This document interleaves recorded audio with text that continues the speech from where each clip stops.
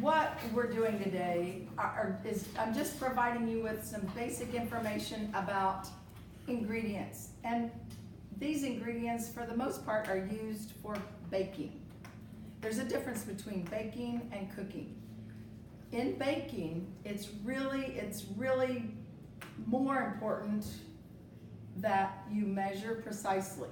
Whereas in cooking, you can add a little extra of this, or you might leave this out. But in baking, the ingredients and the combination of ingredients, for example, baking powder and the amount of flour, the amount of sugar, the amount of fat, as long as they are measured precisely, will give you, they react like a chemical reaction.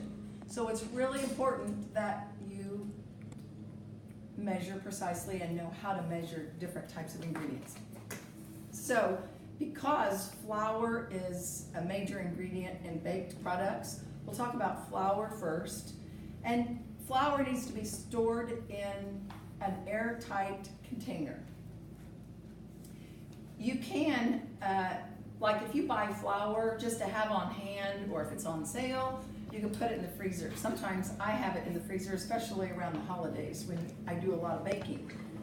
Whole wheat flour needs to be refrigerated because it has oil in it. And there are a whole bunch of different types of flour. This is all-purpose flour. There's also unbleached flour. There's whole wheat flour. There's oat flour. There's bread flour. Flour that is designed for bread making. It all has to do with the amount of protein that's in the flour. And the protein is called gluten, okay? So we're working with or using all-purpose flour today. Sometimes a recipe will say to sift the flour, and I'm gonna be honest, excuse me, I hardly ever sift flour anymore. I don't have time to sift flour. The only time I might sift flour is if I was gonna make an angel food cake, because in making an angel food cake from scratch, you're required to, if you want it to be really tall, like angel food cakes are supposed to be, you're required to sift the flour like 3 different times throughout the process. The other time I would sift the flour, if the recipe said to, is if I was entering a contest. But otherwise, there's something else that you can do to get flour ready. So, first of all, if you're going to sift the flour, you want to sift it before you measure it.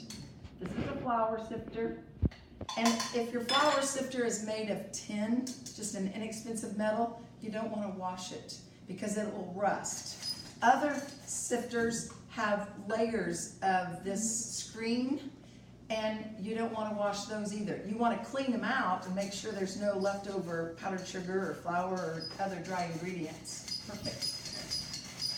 But normally you don't wash a flour sifter. Okay, this is how you sift it. And sifting does 3 things, and you can list these. Sifting removes the lumps in it. If the flour's been sitting, it removes the lumps, that's one. It also adds air to the flour. It adds air to your whole mixture. And air is important to make your baked products rise, okay? The third thing it does is it helps combine ingredients. You might put flour and baking powder, baking soda, maybe cinnamon. You can incorporate all the ingredients more evenly. So that's how you sift. Then, if you choose to sift, then you're going to spoon in the flour. Can you see? You're going to spoon in the flour and then level it off with a straight edge, just like this. Okay? So, sift first, then measure. But we're going to go back to not sifting. If you're making brownies from scratch, or a cake, or cookies, for the most part, we're not going to worry about sifting the flour. Instead, just take a spoon. Just take a spoon and break up any lumps in the flour. And you measure it the same. Instead of dipping in your measuring cup like this and tapping it or sifting it to level it off. Don't do that. You're gonna get more. It's gonna pack the flour, and you're gonna get more flour than is called for. Now you might not think, well, what's the big deal? It's a half a cup or even a cup. But if you're making a batch of cookies that call for 3 cups of flour or 4 cups of flour, you can get as much as 2 tablespoons too much over 1 cup. Well, 2 times 4 cups is 8 cups, or 8 tablespoons. That's a half a cup of flour. So if your cookies turn out dry or hard, that might be why, because you didn't measure the flour correctly. So again, just spoon in and level off. Okay. The next ingredient is, this is sugar. It's also called granulated sugar. It's just regular table sugar. And I forgot to mention, if you have these dry ingredients, these staple ingredients in your cabinets at home, usually flour is in the biggest canister because you use more flour than anything when you bake. The second largest is usually the sugar because you use second most ingredient is sugar. Sugar is a lot easier to measure. You could just take a measuring cup and just kind of sift it, or take a straight edge and level it off. You don't have to spoon it, or you don't have to aerate it or stir it or anything. Just dip in your measuring cup. So if a recipe calls for sugar, it's talking about granulated sugar. When a recipe calls for confectioner's sugar, have you ever heard of confectioner's sugar? What's a confection? A confection is a treat.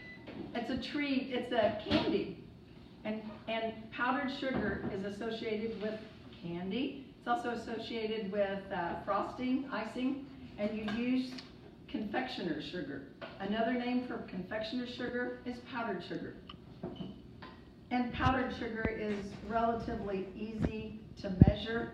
Usually you don't have to be quite as precise with powdered sugar, especially if you're making a frosting or icing, because if it's too thick, you just add a little more milk. If you don't have enough powdered sugar, you add more powdered sugar. So you can just spoon it in and level it off, just like this.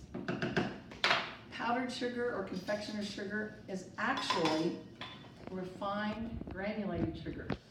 And there's been a couple times when I didn't have confectioner's sugar, both at school and at home. And you know, so what we did?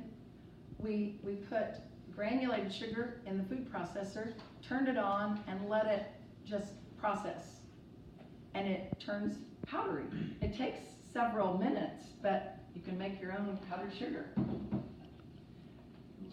Okay, what makes brown sugar brown? It is very good. Molasses. There's molasses in brown sugar. That's what makes it brown. If you've ever smelled brown sugar, that's what gives it a peculiar smell. It's the molasses. And what you need to remember about brown sugar in baked products